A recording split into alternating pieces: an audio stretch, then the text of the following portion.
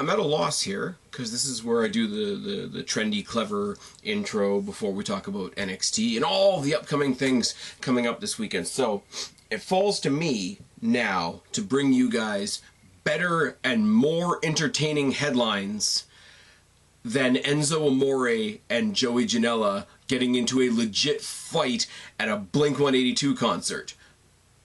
But let's give it a shot. Let's talk about NXT.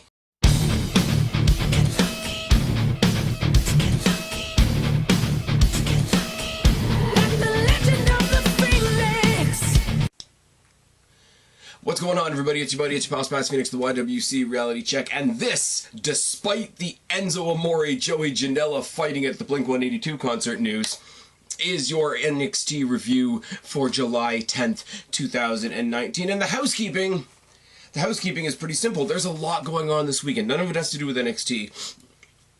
There are 3 pay-per-views, technically, this weekend, and how people are complaining about the fact that there's so much wrestling this weekend is absolutely beyond me. So, you're going to get 2 versions of Get Hyped, which is the new Tackle series that I'm doing, Kristen, Guapo, etc. Hopefully, recording tomorrow and going out to you guys Friday will be me and Guapo talking about Fight for the Fallen, all the stuff that has to do with that, the Rhodes brothers taking on the Bucks, and a whole bunch of other cool shit. We are also going to touch on the Evolve show and the portions of that show that I'm actually familiar with, so that's going to be a very short conversation. But going to touch on the Evolve show, if nothing else, for how much people are freaking out about WWE daring to put on anything at the same time as Fight for the Fallen. You guys know what I think about that. I've said it a bunch of times now. Recording Friday, hopefully getting out to you guys on Saturday, will be me and Kristen and or Guapo talking about Extreme Rules, because I know it's not a very popular thing to say, but Extreme Rules looks pretty fucking good. You guys know the drill. Come along, join in the conversation if you like. The chat will be there. I don't know if Kristen and Guapo are going to join me in the chats when I do the premiere thing. I still don't 100% know what you guys think about the premiere thing. I don't know if you guys like it, if it's adding to your experience. I've had a couple of conversations with a couple of you, which is really awesome, but nobody's really said this is really, really awesome or this is really, really shitty, so I'm going to do it just because I like doing it. I don't put the sound on, though, so this is what people don't understand. So if you're listening to a video that I've done, I'm not listening to myself talk again, because I don't want to. As much as I appreciate you guys liking what I have to say, I already know what I said, and I don't need to listen to myself. I am there in the chat to talk to you guys. Anything you guys want to spit out in that chat, whether it's related to the video or not, is awesome. And the usual suspects, you know who you are. But yeah, if you guys have an opinion one way or the other, like way one way or way the other way, do you like the premiere? Do you still come back and just watch it like a regular video afterwards? Is it good? Is it bad? Do you not care? Either way, because that's also an opinion. Let me know, because I am genuinely curious, because occasionally, like tonight, it's going to go out a little bit later than usual, so I don't exactly have a strict schedule. I put it up there, and I've got enough time to sort of throw it out there all over social media like I do, and then those of you that are able and would like to can join in the chat, etc., etc., etc. But we're going to be doing 2 of those. Total brain fart there. We're going to be doing 3 of those, technically, because you're watching one right now. Me and Guapo are going to talk about Fight for the Fallen. Myself, Guapo, and or Kristen going to do Extreme Rules after that. It's going to be a good time, and like I say, I joke about the Evolve thing, and I joke about the AEW thing quite a bit because it riles people up and I'm an asshole. But if your biggest complaint as a wrestling fan is that there's too much wrestling happening, or that 2 shows happen to be happening at the same time, I will put it to you like this. Look at WrestleMania weekend. Look at how many other non-WWE wrestling companies are in whatever city WrestleMania is in that weekend. I mean, we know the thing this year was the big ROH New Japan show versus the WWE Hall of Fame. Nobody said they were coming to take down WWE. They were sabotaging WWE. I really don't understand that argument. It's not something I fully want to get into on this review, because you guys are here, hopefully, to hear me talk about NXT. But, you know, it is what it is, and I can't wrap my head around the, oh my god, there's too much wrestling. And the conflict is on the Saturday. So you got AEW and you got Evolve. And I mean, yeah, there's a tie-in to NXT a little bit there, but you're not talking about fight for the... Okay, all of a sudden WWE moved Extreme Rules to Saturday because they want to fuck with AEW. That's not, like... It's not a thing. Most people, with all due respect to the talent that we're going to see at Evolve and the NXT talent that are going to be involved in that show, not a whole lot of people are going to be bothered by the fact that this show is happening. If you choose to watch that instead, whatever. And TiVo is a thing. Now, I know I say TiVo because unlike most places in the world, for me, WWE Network is actually a channel. But I mean, however you guys do it in the States, I believe it's through your devices, your tablets, your Xboxes, your PS4s, etc. I'm sure you can replay one or the other after the fact. It's not a big deal. It's not like 20, 30 years ago where the only way you could have watched both shows was to have two VCRs hooked up to your TVs. Kids, ask your parents what a VCR was. It's not a big deal. I'm sure all of you in your life, as you follow television programs, and I really didn't want to get into this tonight because I'm going to get into it later. All of you in your life, whatever big shows you were watching at the time, be it Sons of Anarchy, Walking Dead, Breaking Bad, Game of Thrones, whatever the big blockbuster shows were, I'm sure some of you at some point have come to a night where there's two shows happening at once and you had to record one and watch the other. I'm sure it's happened to you at some point, and guess what? You lived. And guess what? I'm sure you saw both shows. So, unless you're just being petty and wanting reasons to poke WWE with a stick, there isn't a problem. And even the WWE pay-per-view looks alright. We're going to talk about that over the next couple of days. Let's talk about NXT UK. First, let's get that out of the way, and that house cleaning is done. NXT UK, they're still at the Download Festival, which is good. Ilya Dragunov took on Ashton Smith. Ilya Dragunov is weird. He's got the contact lenses. He did a thing, and it wasn't his finisher. His finisher was like some weird headbutt thing. But before the finisher, he did... I don't know what to call it, because he 619'd the air, stood back up, and clotheslined Ashton Smith. I don't know what that's about. But he obviously got the win. Ashton Smith seems to be like a good all-rounder. I said he sort of comes off on the screen like sort of like a diet version of Ricochet. And that's good. But I think he's sort of in a Ziggler role right now where he's just a really good solid hand in the ring, and he can make whoever they're making the big deal this week look like that big deal. And I think that's not a terrible place to be in a brand new brand. But Ilya Dragunov, I don't know what to think of him, to be quite honest with you. He's very erratic, very sporadic, very there to cause the chaos and lunatic fringe and all that kind of thing. We see a video package between Xia Brookside, Ginny, and Jazzy Gabbert. Now, this is unfortunate because Xia Brookside, and we're going to talk about another person shortly that falls in the same category, we've got a lot of people in the NXT UK realm that are just like the happy, smiley girl next door, which one's going to be the next Bayley. You got Xia Brookside, you got Candy Floss, you got, oh my god, I absolutely love her, and I can't think of her name right now, Ela Dawn, you've got Dakota Kai, you've got Tegan Knox. And they're all in sort of that lovable, undersized, everybody wants them to succeed role. I like Xia Brookside a whole bunch. Oh, Millie McKenzie is in that category as well. But she's up against Jazzy Gabbert, who should be crushing her, like, with all logic. And Ginny, who I still struggle, and you guys have heard me say this week on week on week. Ginny, there's nothing wrong with her in the ring. She's fantastic. She makes me hate her by the end of the match, every single match. But I just can't give a fuck about her as a general presence in NXT UK. What I can give a shit about, though, is Toni Storm. My girl, Toni Storm, is back. Haven't seen her on TV in quite a bit now. She may have been on in that period of time where I was sort of lapsing in following NXT UK. But I really love Toni Storm. I said it last week, and I think I said it the week before as well. She may not be the best in-ring bell-to-bell wrestler, but she comes out to that stage exactly like and exactly opposite Rhea Ripley. They come out there and they are just fucking stars, and it's great. Actually, I think I said that about Rhea Ripley while she was facing Piper Niven, didn't I? Yes, memory. Memory is a thing. This isn't supposed to be just a hat holder. I'm not wearing a hat.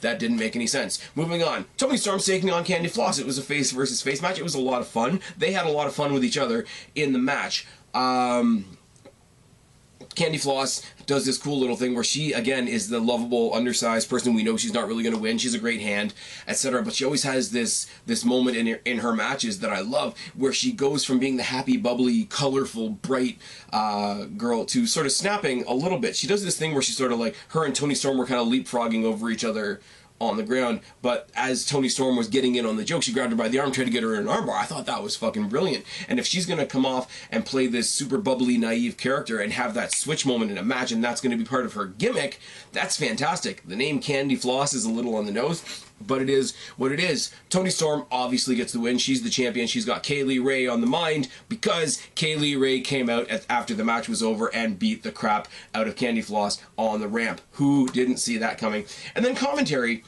said, now this is personal, which doesn't really make sense. I know what they're going for, because here's this person that is obviously, throughout the course of the match, earned Toni Storm's respect, you know, did things the right way, the sportsmanly way or the sportswomanly way for the most part, and has probably earned her respect somewhere within that match, and now you've used that person to send a message. But at the end of the day, Candy Floss to Toni Storm is just another woman on the roster. Is it not already personal that Kaylee Ray wants to take Toni Storm's title? Why are things flashing at me? Why is this a thing? So yeah, little tiny minuscule nitpick, and I will say that I'm being an absolute asshole even nitpicking that at all. But I thought that was really strange. Oh, you've beat up somebody else in the division that I just beat up, so now it's personal. Now, if Candy Floss and Toni Storm hadn't established, like, they were friends backstage, or they trained together, or one of them trained the other, yeah, that could be a thing, like we're going to get to in a second with the Trent Seven situation. But it just didn't make a whole lot of sense. This was a really surprising match for me, from Candy Floss, who, as I say, is kind of there to eat pins at the moment, and I don't say that in a disrespectful way, because NXT and NXT UK both even managed to make their jobbers not look like jobbers. But still, surprising performance for her. Toni Storm did everything to make Candy Floss look good in this match, which was fantastic. Kaylee Ray sent a message without actually laying her hands on Toni Storm, so when they fight, it's still going to feel fresh and new, which is good. Everything except that one line on commentary just sort of went, that doesn't make sense. I still do like Aiden English on commentary. Aiden English and Vic Joseph. Leave Nigel McGuinness on regular NXT and let this be the NXT UK commentary. Yes, I know Nigel McGuinness makes sense because of the UK branding, but it doesn't have to be that way. I mean, think about NXT proper. They're down in Florida, and Mauro Ranallo's from up here in Canada, so you don't have to be from where the show is happening. And I'm just rambling now. That's what's happening. Trent Seven comes out and cuts a promo that's kind of weird, and he sounds very awkward, and it wasn't very well delivered, but he played into the fact that he wasn't delivering it very well. You know, he said he was all out of sorts. He's used to having Pete Dunne by his side. Pete Dunne's doing other things. He's used to having Tyler Bate by his side, but Imperium and Walter, you know, took care of that last week, handcuffed him to the post and made him watch the decimation of his partner. Now, this is the sort of thing where the comment from the previous segment would have made sense. Now it's, you know, Trent Seven, you know, and Imperium, it's all very, very personal now, because not only was Tyler Bate his tag team partner, but it was also his protege. Trent Seven was his mentor for a good long while, so that's where a comment like that from commentary would be really good. Anyways, so he says, I'm still here to fight, I'm still here to represent all the fans, I'm here to represent British Strong Style, I'm here to represent Pete Dunne, I'm here to represent my partner Tyler Bate, I'm here to represent the Trent Seven Army. And then they do the Trent Seven Army thing in the crowd, which is wonderful. Says he's going to cut the head off the snake, and he challenges Walter. And if that is one of the matches that we are getting at TakeOver, or at UK TakeOver Cardiff, that is a match I want to see now, because it actually is personal. Now watch this, Aiden English, Vic Joseph, watch this segment. That's what personal means. Anyways, you know what else was really, really cool, personally, in my opinion? Dave Mastiff and the Hunt taking on Gallus. Now this is just, and I'm going to steal a line from Adam Cleary of What Culture, because that's what I do. This was 6 pork chops in a clothes dryer. This was just 6 big dudes beating the ever-loving shit out of each other. I love Dave Mastiff, and I think the Hunt are a fucking riot. But Gallus are one of the key factions in the NXT system. And I don't just mean NXT UK, I mean NXT across the board. Now, there has to be something like, especially considering they're going to do more NXTs. Apparently, they're going to do NXT Australia, New Zealand at some point, NXT Like, they're going to branch out like they did with NXT UK. So there has to be a way for us to say, like, over NXT as a whole. Like, NXT proper, NXT UK, like, over all of NXT. Gallus, Undisputed Era, and Imperium are the factions. I would say British Strong Style, but they don't really do a lot as a group. The Mustache Mountain, they do their thing. Pete Dunne, I don't know where Pete Dunne is. Where is Pete Dunne? Pete Dunne had the crap kicked out of him by Imperium, I think, too, but we haven't seen him in a long-ass time, which is really unfortunate. I like Pete Dunne, and I really hope that doesn't mean they're priming him for the main roster. There's two people, and I've said this a bunch of times as well, there's two people that I'm terrified of when they go to the main roster because I really, really don't want them to be ruined. One of them is Pete Dunne, one of them is Adam Cole. At least one of them is going up to the main roster around SummerSlam time or around the time that Fox goes to... Fox doesn't go to SmackDown. SmackDown goes to Fox. Anyway, yeah, this was just good. It was just a brawl. I mean, they said it right at the beginning of the match. There's not going to be any technical toe locks and overhand wrist locks and shit like that. You're just going to have six people kicking the shit out of each other. As I say, 6 pork chops in a dryer. Take that metaphor for what it's worth. But this was good. I don't know how much longer the tapings from the Download Festival are going to be, because I do, as neat and as interesting as it is, and as positive a gimmick as it is to have them in that festival atmosphere, I am about ready to see them back in a proper arena. I don't know what kind of venue they're in for TakeOver Cardiff. I'm sure somebody that has scoured the internet knows that, and I don't, and that's just where I'm failing you. If this does go up in Premiere, maybe somebody in the chat somewhere over there is putting that information there right now. Go look. Somebody that knows what they're doing. James, Fear the Spear 1990, this is your part of the world. I'm pretty sure you know where they are going. If you know, put it down in the chat over there. Put it down in the comment section below. Tell the rest of us. But now we're switching gears. Now we're talking about NXT proper, and now we are talking about a show opening up with music that we don't recognize, with big dramatic strobe lights that we don't recognize, and it is the brand newly heel-turned Io Shirai, out in all black, looking hot as fuck. They replay everything that happened after the cage match where she turned on Candice LeRae, gave her that wicked-looking suplex on the chair. It's all good. She's out there, and she looks... At first I thought she was nervous in the role, but then it was just like she was just trembling. Like, she's got this sort of simmering anger thing. You saw her hand shaking just a little bit, and she's staring out with all this disdain for the crowd. And her promo was pretty damn simple. I don't need any friends, and I don't need any of you. Mic drop. Perfect. Now, it's true. WWE and NXT is part of WWE, whether you like it or not, is not always the best with dealing with people whose first language isn't English. Obviously, she's from Japan. Asuka, Kairi Sane, etc., etc., etc. Shinsuke Nakamura, Hideo Itami, Akira Tozawa. Putting them out there in long promo segments isn't the greatest thing. For her to come out there, bitchy as fuck, and do a quick mic drop was absolutely perfect. I thought Candice LeRae was going to attack her on the ramp, but if they're going to sell that her back's all fucked up from that chair suplex, I don't mind that at all. Remember, wasn't it Io Shirai that did the moonsault with the chair as well? Like, she's going to do something good. I hope she's not going to overshadow my girl Mia Yim, because I want Mia Yim in that spot TakeOver, because I'm going to be there. I'm selfish like that. But this is really good. This, fantasy booking a little bit, bear with me. Get the belt off Shayna Baszler. If you're going to throw her onto the main roster, now's the time to do it. Mia Yim versus this version of Io Shirai going forward. Take all my fucking dollars, except don't have to give you any dollars because it's on the WWE Network. Moving on. We have Velveteen Dream in some place in Full Sail University giving some sort of, like he's going to give some sort of speech. He's got a podium. He's got the belt on the podium. He's asking for questions from the reporters that are behind the camera, but then shooting them down because all the questions that they're asking are not the approved questions from the list, which is fucking wonderful.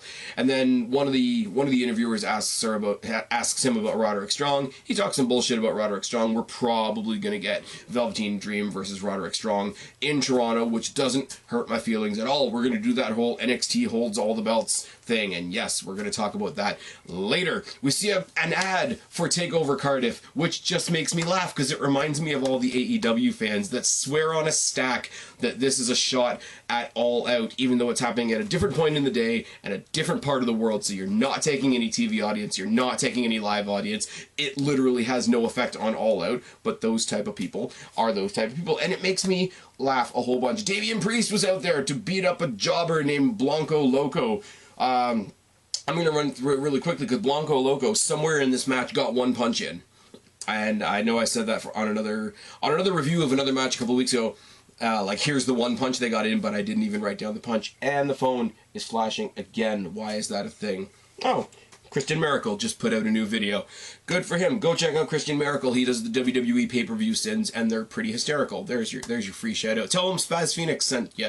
But let him know, in all fairness, because I know he's coming to SummerSlam as well, let him know that Toronto is not his kingdom. It's mine. Moving on, because I'm that kind of guy. Thrust kick by Priest in a corner elbow. Fall away Falcon Arrow was beautiful. Followed by two lariats, a rolling kick, and a rolling neckbreaker. The rolling neckbreaker that he uses, it's sort of like a snap twisting neckbreaker thing. Apparently it's called the Reckoning, so that's what we're going to call it. There's something else that gets another name as we go on as well. We get a preview for the Evolve thing, which again just makes me chuckle because, oh, they're trying to fuck with Fyter Fest or Fight for the Fallen. WWE doesn't care about charity. Okay, I don't care how much charity AEW does. WWE does more. So fuck off with that garbage as well. We get another Killian Dane promo, which is really cool because it's really digging back into his past and the war-torn parts of his youth and him losing hearing in one ear because the car bomb went off too close to him. He's the only male member of his school class that's still alive, and it's just really good. I hope he just comes back home to NXT and fucks everybody up. As I said, and I'm probably getting repetitive at this point, I really wish that they had let him go at least dabble in NXT UK, because I would really love to see Killian Dane take on the likes of, I don't know, Wolfgang or Walter or Killian Dane versus Dave Mastiff. How the fuck do they pass that up? Yeah, moving on. Boa versus Jordan Miles as we go on in the... sorry, nose is itchy as usual. I told you guys you should just listen to this as a podcast. The Breakout Tournament is going forward. This is the second last first round match. Boa is out there looking like he's right out of a video game, looking like, you know, doing the whole if looks could kill thing. And Jordan Miles smiles way too much, and it's creepy. But the guy has energy for days, and he even referred to himself as an anime character, which I could take or leave, I'm not going to lie. I have zero interest in influencing anime into my wrestling, except for the AEW Joshi girls, who are really, really awesome and don't need Nyla Rose in their match. If you want my thoughts on that, go back a couple of videos, check out the Nyla Rose clip. That got me in a lot of hot water. I'm not gonna lie, no comments on the video, but lots of comments on Twitter.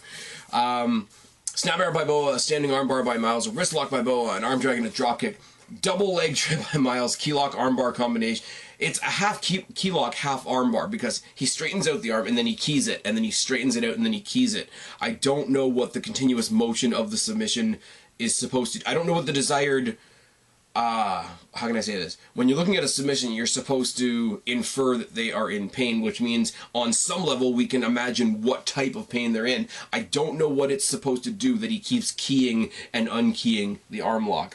I'm really not sure what that's supposed to do, because if anything, that would keep the motion in his arm, keep the blood flowing, and not make the submission as great, but maybe that's just me. Backdrop by Miles and a pinning reversal sequence to follow. High knees by Boa, back elbow by Miles, scissor kick by Boa while Miles is hung up in the ropes, and more high knees to the face. Butterfly overhead suplex by Boa, and then he rides a sleeper. But let me tell you something about this butterfly overhead suplex. You should go back and check out this butterfly overhead suplex. That's what you should do. Series of corner kicks by Miles, a forearm and a trip and a drop kick, but a 450 splash, which apparently Miles calls the Midnight Star. I guess because Midnight Hour is taken. Hint, hint. Miles gets the win, and he's going to face Angel Garza next round. Next week, we got two big dudes that I don't know that are going to pound the shit out of each other. It's going to be good. Backstage, Baszler makes fun of Mia Yim's life story, talking about how basically all underdog stories are the same, which is kind of dangerous for them to do, because there isn't that much difference in a lot of the underdog stories that everybody dreamed about doing this when they were a kid, and everybody thinks that if they hadn't found this, they would have gotten themselves in trouble sometime later in life. All that sort of thing. So she's speaking a little bit too much truth there, I think, because the fans are going to start thinking, yeah, why doesn't WWE diversify their stories a little bit? Anyways, we catch up with Regal in the parking lot, who announces what Kushida has done for NXT. Kushida has...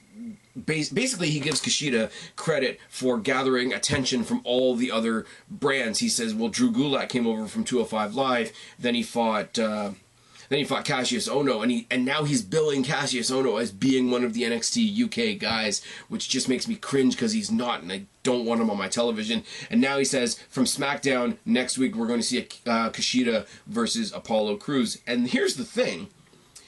Apollo Crews has been on TV so little that when they said SmackDown's Apollo Crews, I genuinely sat here, scratched my chin a little bit, and said, is he from SmackDown? Is this the wild card rule? Is the wild card rule going to bleed into NXT? No, because NXT doesn't need the wild card to do that, because NXT, NXT UK, and 205 Live exchange their talent freely without making a big deal of it. Drew Gulak needs to drop the Cruiserweight title and come to NXT. I've done that rant already, but it needs to happen again. Street Profits versus Lorcan and Burch is your main event for the NXT Tag Team Champions. They got a handshake to start. Handshake gets a sportsmanship chant from the crowd, which is great. Lorcan works the arm. It gets reversed by Ford. Shoulder tackle by Dawkins and a grounded front face lock. Side headlock by Burch that gets reversed by Dawkins. So the early goings, Street Profits' story is, come and do something to me so that I can reverse it. I like that, and it shows that they've got some syncopation in their teamwork. Words, I think those words made sense. Double flapjack to both men by Ford and Dawkins. Splash across the back by Ford. Kitchen sink by Burch. Drop kick by Burch. Double team by Lorcan and Burch. Double vertical suplex by Lorcan and Burch. Mudhole stomp by Burch and a crippler crossface. Now, I had a joke. Here. I wrote it out on Twitter, and then I just thought, maybe I won't post it because this might actually make people upset. But I wanted to write, Burch does such a good crippler crossface that his kids and his wife are nervous. Moving on, the crippler crossface is broken up by a severe boot to the head. I'm going to hear about that now, aren't I? Mounted punches by Burch. Clotheslines for everybody in an Alabama slam by Ford. I love watching Montez Ford work. I can't believe that he's associated with Bianca Belair. Another story for another day. But seeing Ford in the match, and it's sort of like Tyler Bate in NXT UK, you can never believe the power moves pulled off by what is clearly the smallest guy in the match. It's the opposite of when you see the Viking Raiders and you figure out that, I'm not calling them Eric, Ivar, Ikbar, or whatever. Hansen, who's the biggest guy in the match, is also the high flyer of the match. It's the opposite of that. Standing moonsault by Ford. Tornado elbow in the corner by Dawkins. Tornado elbow in the corner by Ford. Anything my partner can do, I can do better. Yeah, it still works. Double team sliced bread by the Street Profits. Drop kick by Burch. Corner shots and a half and half suplex. German suplex by Burch and a headbutt. Spear by Dawkins. Can't read my own writing. Words are hard. Spear by Dawkins. There we go. Chops by Lorcan, kicks by Ford, but a spinebuster and a frog splash get the eventual win for the Street Profits. Street Profits win, Street Profits celebrate. Lorcan and Burch kindly walk away and lick their wounds, and we close the show with Fish and O'Reilly staring down the champions from the ramp. So what are the implications here? It's been implied that Strong is going after the North American title. It's been implied that Fish and O'Reilly are going after the tag titles, and it's not implied. Who's your NXT championship right now? Who's your NXT champion right now? Words are hard. We're halfway through the week. It's Adam Cole, baby. I just totally derailed myself. Cool thing about this is that we're going to get Kushida versus Apollo Crews next week. And one of the last graphics they put up for the show is Adam Cole defends his NXT championship for the first time since winning it, since his championship celebration, etc. next week. That's it. Against shrug emoji? I don't really know. He's defending it against Vacant, like the black cutout that everybody uses for the Vacant jokes. This is really cool. We did a lot of different things. We addressed Mia Yim and Baszler. Potentially, we addressed Io Shirai and Candice LeRae. Potentially, we've addressed the tag team situation. We've addressed the North American title situation. We are still doing the breakout tournament. What's his name? Damian Priest is awesome. I still love the entrance with the invisible archery, setting the roof screen on fire with his name is a really nice touch. The breakout tournament is nice. One of the guys that I like finally won because DJZ and it's the other one, I can't even think of his name right now. As soon as I cheered for them, they didn't win. That's the ballpark of that. And Adam Cole is still our champion. We didn't get a segment this week of him going around and like fucking with Gargano's places, like his gym and his bakery and all the other crap that he was doing, fucking with basically everybody Gargano knows or impacts or interacts with. They didn't do that this week. If they were going to advertise that he was coming back to NXT next week, one more of those segments this week would have been a bit nice. But again, I am severely nitpicking at that point. Anyways, that's it. There's a lot to talk about. Check it out. I'm going to be doing 2 different previews before the weekend. We got a whole weekend full of wrestling, a whole weekend through of wrestling pay-per-views. If you're complaining about that, I don't know what to tell you. You're in the wrong spot for complaining about too much wrestling. Anyways, I've been Spaz, your YWC Reality Check. Subscribe up there, talk down there, start a conversation. Keep all these conversations going. Don't be a stranger. I will talk to each and every last one of you later. But for right now, I'm tagging out. Bye, guys.